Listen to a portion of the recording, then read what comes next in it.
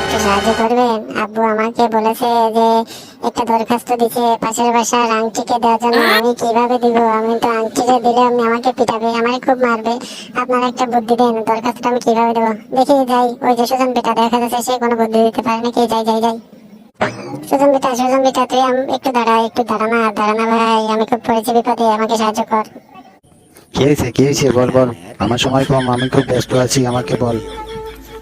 ভাই ভাই, আমাকে হেল্প কর। আব্বু আমাকে একটা দরখাস্ত দিয়ে বলছে যে পাশের বাসার আংটিকে দিতে। আমি দিলে তো আংটি আমাকে খুব মারবে। তুই আমার একটু বল কিভাবে দিব, তুই একটু নিয়ে দিবি দে। এটা তোর বিপদ, আমি হেল্প করতে পারবো না। কালকে স্কুলে দেখা করিস, স্কুলে গিয়ে স্যারের কাছে বুদ্ধি নিস। তুই যদি না পারিস দিতে, তাহলে কালকে ক্লাসে স্যারকে বলিস, স্যারে বুদ্ধি দেবে।